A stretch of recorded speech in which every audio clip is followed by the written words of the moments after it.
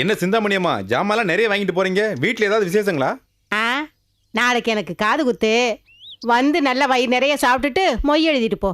வயசானாலும் உறும்பு மட்டும் குறையில உங்களுக்கு. பின்ன என்னப்பா, ஊர்ல இருந்து என் பேரம்பேத்திகளா வந்திருக்காங்க. ஊருக்கே தெரியும், உனக்கு தெரியாதா? தெரியுமா? தெரியும். நேத்து பாலடைஞ்ச வீட்டு பக்கம் வந்தப்பவே எனக்கு தெரியும். என்னது, 4 பேரும் பாலடைஞ்ச வீட்டு பக்கம் வந்தாங்களா? ஆமாமா. அந்த பாலடைஞ்ச வீட்டு மர்மத்தை பத்தி அவங்க கிட்ட எதுவுமே சொல்லலையா? குழந்தைங்க கிட்ட எதையும் சொல்லி பயமுறுத்த வேண்டான்னு சொல்லலப்பா.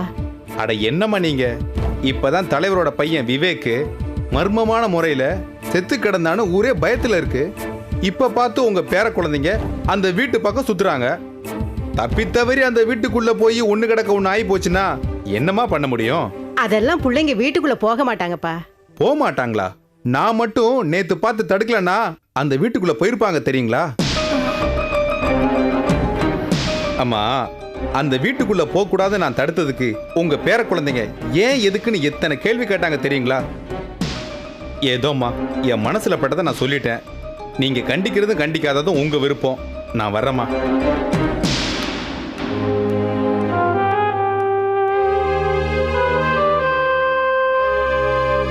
இவன் சொன்ன மாதிரி நம்ம பிள்ளைங்க அந்த வீட்டுக்கு போயிருக்குங்களோ?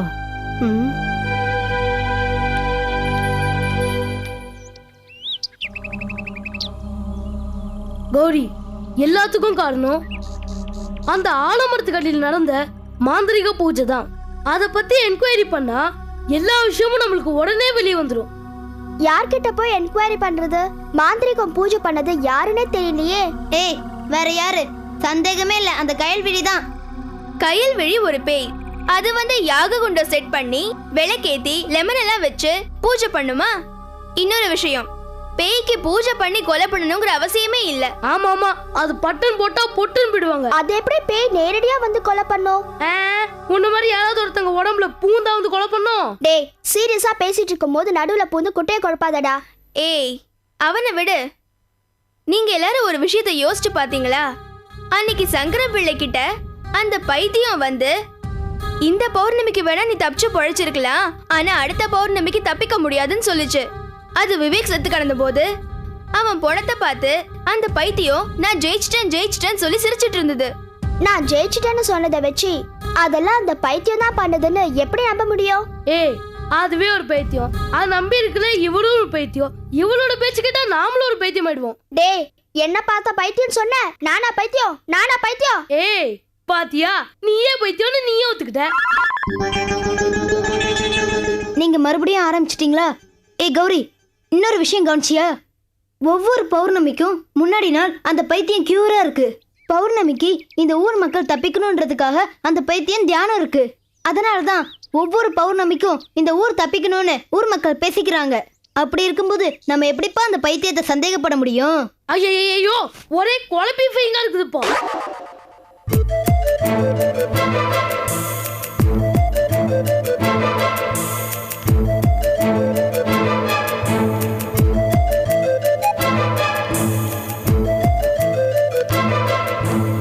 ஏய், இங்க உட்கார்ந்து 4 பேர் என்ன பண்ணிட்டு இருக்கீங்க? கேக்குறல, என்ன பண்றீங்க? பாக்குறீங்கல்ல, என்ன பண்றோம் தெரியுதுல்ல? ஆமாடா, நீங்க பண்றதெல்லாம் பாத்துக்கிட்டு தான் இருக்கேன். நேத்து பாலடைஞ்ச வீட்டுக்கு போனீங்களாமே, எதுக்கு போனீங்க? கேக்குறல, உம்புன்னு இருந்தா என்ன அர்த்தம்? எதுக்கு போனீங்க? சும்மா விளையாட போன பாட்டி. விளையாட போனீங்களா? உங்களுக்கு விளையாட வேற இடமே கிடைக்கலையா? ஏன் பாட்டி, அங்க விளையாட போனா என்ன? அது மைதானம் இல்லடா, மயானம். ஊரே பார்த்து பயப்படுற ஒரு இடத்துல உங்களுக்கு என்ன விளையாட்டு வண்டி கிடக்கு? 2 நாளைக்கு முன்னாடி தானே தலைவரோட மக விவேக் செத்து கிடந்தான். அந்த பயமே யாரையும் விட்டு போகல, ஊரே அரண்டு போய் கிடக்கு. நீங்க என்னடானா ஒண்ணுமே புரிஞ்சுக்காம உங்க பாட்டுக்கு ஊரை சுத்திட்டு வரீங்க. இத பாருங்க, நான் சொல்றதை கேட்டு வீட்டுக்குள்ள இருக்கிறதா இருந்தா இங்க இருங்க, இல்ல ஊருக்கு கிளம்புங்க. ஐயோ இல்ல பாட்டி, இனிமே நீங்க சொல்றபடியே நாங்க கேக்குறோம். இனிமே போக மாட்டோம். போனீங்கன்னு கேள்விப்பட்டேன், அவ்வளவுதான். வீட்டுக்கு வாங்க.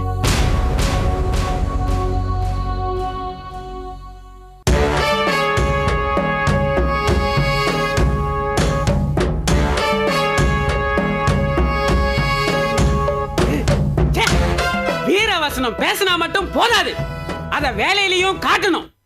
ஆனா நம்ம குரு பேசுறதோட சரி, கடைசி நேரத்துல காரியத்தை கோட்டை விடுறதையே கொள்கையா வச்சிருக்கிறாரு. ஏதோ பஞ்ச பூதங்களையும் ஜெயிச்சிட்டாருன்னு கொஞ்சம் தெம்பா இருந்தேன். தன்னோட உயிரை 5ஆ பிரிச்சு ஒளிச்சு வச்சிருக்கிறாருன்னு கொஞ்சம் ஆறுதலா இருந்தேன். ஆனா அது இந்த குண்டு பைய மூசாவுக்கு பொறுக்கலையே. உத்தமபுரம் போய் அம்மன் காலடியில் இருக்கிற குருவோட உயிர் பாக ரகசியத்தை தெரிஞ்சுக்கிட்டான். இப்போ இதோ அதோன்னு பூங்குடி ஊரையும் கண்டுபிடிச்சு உள்ள வந்துட்டானே. யாரு எங்க வந்துட்டாங்க மங்கி? வந்துட்டீங்களா? பாச கைத்தோட யமன் எருமை மேல ஏறி உங்களை தேடி வந்துட்டான்னு சொன்னேன். ஓ, மூசாவுடைய பூங்குடி விஜயம் உன்னை அந்த அளவுக்கு கலக்கி இருக்குதா? இருக்காதா பின்ன? பூங்குடி வந்த மூசா கல்யாணிய கண்டுபிடிக்காம விடுவானா? முட்டாள், விட்டா நீ என்கிட்டயே அவன் கண்டுபிடிப்பான்னு பெட்டு கட்டுவ போல இருக்க. கல்யாணி கண்டுபிடிக்கிறது அவ்வளவு சுலபமான வேலை இல்லடா. சவாலான வேலைகள் தான் மூசாவுக்கு சக்கரை பொங்கல் சாப்பிடுற மாதிரியாச்சே. எல்லாத்தையும் ஈஸியா பண்ணிடுறானே. தப்புடா மங்கி, தப்பு. நீ நினைக்கிறது ரொம்ப ரொம்ப தப்பு. கல்யாணி சாதாரணமான பொண்ணில்ல, என் உயிர் பாக ரகசியத்தை உள்ளடக்கன பொண்ணு. மூசாவாலே அவளை நெருங்கவே முடியாது. உயிரை உள்ள வைக்கும் போது என்ன சொன்னீங்கன்னு ஞாபகம் இருக்குதா குருவே? கல்யாணிக்கு 8 வயசு ஆரம்பிக்கிற 4ஆம் பிறையில இருந்து அடுத்து வர்ற 4ஆம் பிறை வரைக்கும் அவ ஜாதக கோச்சாரப்படி அவளுக்கு நேரம் சரியில்லைன்னு சொன்னீங்க. அந்த காலகட்டத்துல தான் அவளுக்குள்ள இருக்கிற அபூர்வ சக்தி வெளிப்படும்னு சொன்னீங்க. நேத்து இரவு கல்யாணிக்கு 8 வயசு ஆரம்பமாயிருச்சு. 4ஆம் பிறையும் ஒன்னா சேர்ந்துருச்சு. போதாத காலம் மூசாவும் பூங்குடி ஊருக்கு போய் சேர்ந்துட்டான். இன்னும் சரியா 29 நாளைக்குள்ள அவன் கை ஓங்கிருச்சுன்னா உங்க உயிரோட ஒரு பாகம் நிச்சயமா உங்களுக்கு கிடைக்காது. போதும், நிறுத்துடா. நான் நிறுத்தி என்ன பிரயோஜனம்? அவன் நிறுத்தணுமே. முதல்ல அவனை நிறுத்துற வழிய பாருங்க. மூசாவே எதிர்க்கும் சக்தி படைத்தவள் கல்யாணி. அதனாலே உன் கற்பனைப்படி எல்லாம் நான் பயப்பட தேவையில்லை. அவனை எதிர்த்து போராடலாம். ஜெயிக்க முடியுமா? அதுக்கில்ல குருவே. எதுக்கும் இந்த 29 நாள் வரைக்கும் கல்யாணி தான் உங்க உயிரை உள்ளடக்கின உயிர்ங்கிற ரகசியம் மூசாவுக்கு தெரியாம இருக்கிறது தான் நல்லது குருவே. ஏதாவது செஞ்சு அவன் கண்ணை கட்டுங்க. கட்டுறேன்டா, கண்ணோடு சேர்த்து கையையும் கட்டுறேன்.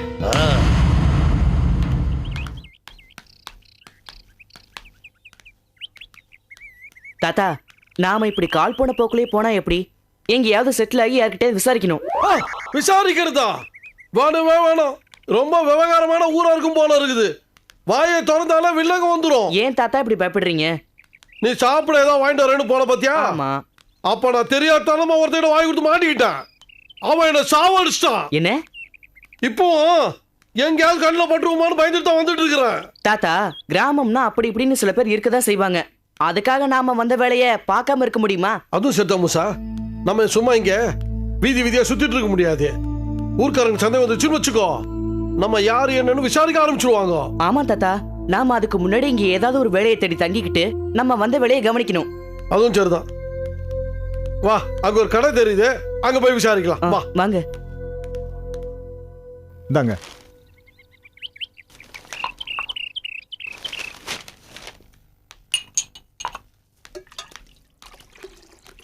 ஐயா,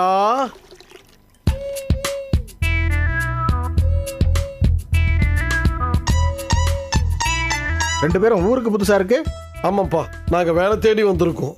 இந்த ஊர்ல வேலை தேடியா? ஆமாங்க. இந்த கிராமத்துல பாதி பேர் வேலை தேடி டவுனுக்கு போயிட்டாங்க. நீங்க இங்க வந்திருக்கீங்க? எல்லாருமே டவுனுக்கு போயிட்டா இங்க கிராமத்தை யாருங்க பாத்துக்கிறது? வாஸ்தவம் தான் தம்பி. இப்ப அதெல்லாம் யார் நினைக்கிறா? அவங்க பொழப்ப தானே முக்கியமா நினைக்கிறாங்க. ஆமா, என் கடைக்கு வேலை கேட்டு வந்திருக்கீங்களா இல்ல டீ சாப்பிட வந்திருக்கீங்களா? மூசா, இவர் சொல்றத பார்த்தா இங்க வேலை கிடைக்கும்னு நினைக்கிறியா? 2 டீ தாங்க.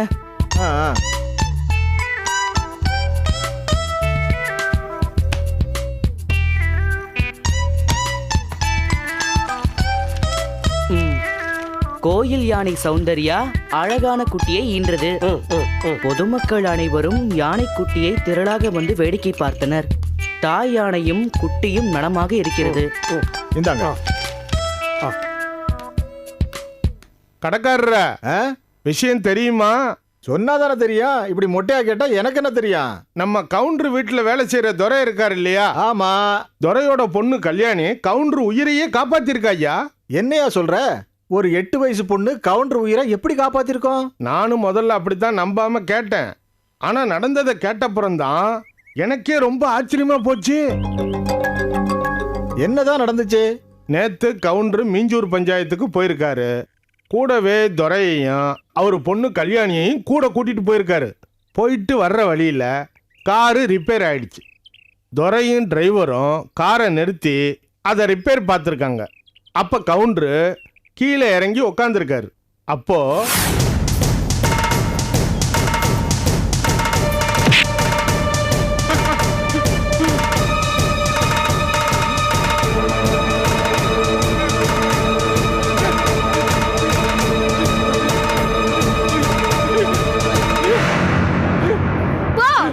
வந்த வழியே திரும்பி போ. போ.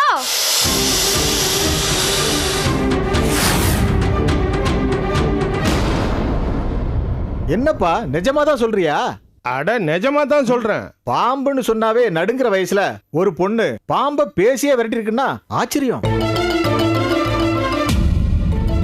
உனக்கு மாத்திரம் இல்லையா, இந்த ஊரே ஆச்சரியமா தான் பேசுது. கல்யாணி தைரியமான பொண்ணா இருப்பா போல தெரியுதே. தைரியமான பொண்ணு மாத்திரம் இல்ல, ஆச்சரியமான பொண்ணாவும் இருக்கிறா. சரி சரி, ஒரு டீ போடுப்பா.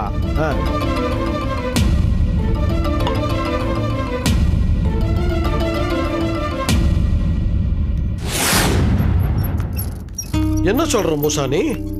இல்ல தாத்தா, என்னால இது ஒரு சாதாரண விஷயமா ஏத்துக்க முடியல. பாம்பு கவுண்டர் தான் கடிக்க வந்ததுன்னு எப்படி சொல்ல முடியும்? அது மட்டும் இல்ல, விலகி போற பாம்பை பார்த்து கூட கல்யாணி போன்னு சொல்லிருக்கலாம் இல்லையா?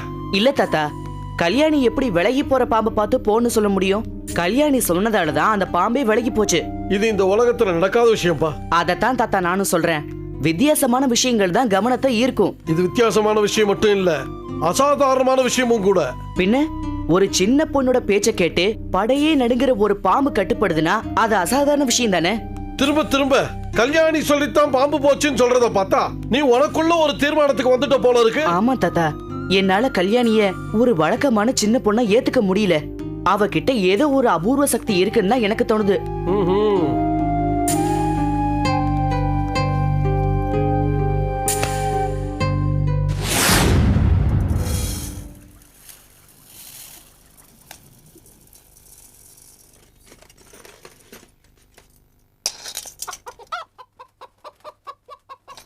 என்ன காமாட்சி, நம்ம கவுண்டரையா வீட்டுல ஒரே கூட்டமா இருக்குது. நீ வந்து இங்க ரேஷன் கடையிலேயே நிக்கிற. நானும் காலையிலேயே போய் பார்த்துட்டு தான் இங்க வந்தேன். அது எப்படி? அந்த கல்யாணி போன்னு சொன்னா அந்த பாம்பு எப்படி போகும்? போயிருக்கே, அதான் ஆச்சரியம். என்னமோமா, என்னால நம்பவே முடியல. நடந்தது எப்படி நம்பாம இருக்க முடியும்? ஆமா ஆமா, கவுண்டரையா பொய்யே சொல்ல மாட்டாரே. கலிகாலம் என்னென்னமோ நடக்குது. கல்யாணியோட இந்த சக்தி நல்லதுக்கா கெட்டதுக்கான்னு ஒண்ணுமே புரியல. நீ போமா.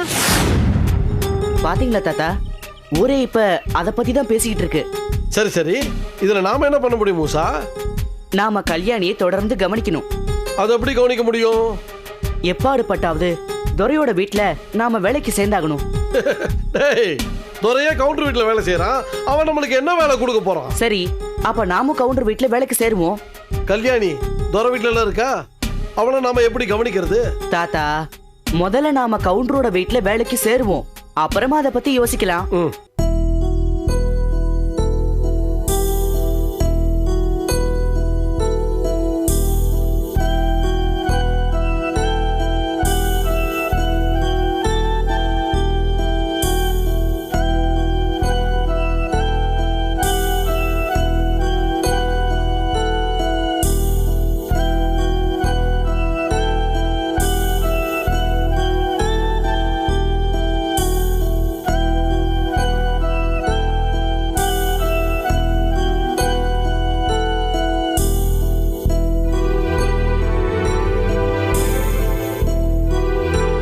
கடவுளே, என் குழந்தைக்கு எதுவும் ஆயிடக்கூடாது.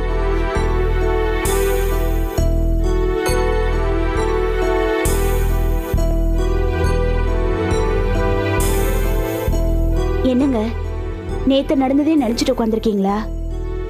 ஆமாம் பார்வதி, கல்யாணி பாம்பை விரட்டினதை மறக்க முடியல. கண்ணை மூடினா திரும்ப திரும்ப அதே தான் ஞாபகத்துக்கு வருது. இந்த அபூர்வ சக்தி கல்யாணிக்கு எப்படி வந்துச்சு? அடுத்து என்ன நடக்கும்? இதனால குழந்தைக்கு ஏதாவது ஆபத்து வருமான்னு திரும்ப திரும்ப மனசு யோசிச்சுக்கிட்டே இருக்கு. உங்களுக்கு ஆனாலும் கற்பனை ஜாஸ்திங்க. போற பாம்பை பார்த்து போன்னு சொன்னா இவ சொல்லி போச்சுன்னு அர்த்தம். உனக்கு எத்தனை தடவை சொன்னாலும் புரிய மாட்டேங்குது பார்வதி.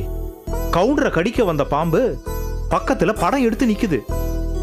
காருக்குள்ள தூங்கிக்கிட்டு இருந்த கல்யாணி எப்ப கண் விழிச்சா, எப்படி இறங்கி வந்தான்னு எதுவுமே தெரியல. ஐயாவை ஆக்ரோஷமா இழுத்து தள்ளிட்டு பாம்பை பார்த்து, எங்க வந்து யார்கிட்ட உன் வேலையை காட்டுற, ஒழுங்கா திரும்பி போன்னு சொல்றா. பாம்போ இவ வார்த்தைக்கு கட்டுப்பட்டு சல்யூட் அடிக்காத குறையா திரும்பி போகுது. இத நானும் கவுண்டர் ஐயாவும் கண்ணால பார்த்தோம். சொல்றத நம்பு. நீங்களும் திரும்ப திரும்ப அதே தான் சொல்றீங்க. ஆனாலும் மனசு என்னவோ ஒத்துக்க மாட்டேங்குதுங்க. அது என்ன காக்கா குருவியா, நாய் நெறியா போன்னு சொன்னா போறதுக்கு? பாம்புங்க. ஒரு குழந்தை சொல்லியா பாம்பு போகும்? போச்சே, நாங்க பார்த்தோமே. தூங்கிட்டு இருந்தவளுக்கு பாம்பு வந்தது எப்படி தெரியும்? கல்யாணி பாம்பை பார்த்து போன்னு சொன்னதோ அது எப்படி போச்சு? என்னோட கேள்வியும் அதான். எனக்கு ஒண்ணும் புரியலங்க.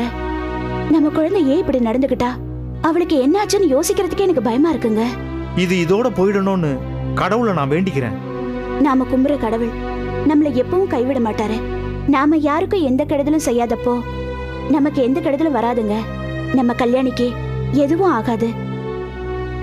கடவுள் நம்பிக்கை ஒரு பக்கம் இருந்தாலும் நம்ம பண்றத பண்ணிடணும் பார்வதி. என்னங்க பண்ணணும்? நாளைக்கு ஜோசியர்கிட்ட போய் கல்யாணி ஜாதகத்தை காட்டி, ஏன் இப்படி எல்லாம் நடக்குது, ஏதாவது பழிபாவமா, இதுக்கு பரிகாரம் உண்டான்னு கேட்போம். சரிங்க. அது வரைக்கும் நீங்க மனசு போட்டு குழப்பிக்காம கொஞ்சம் மறக்க பாருங்க.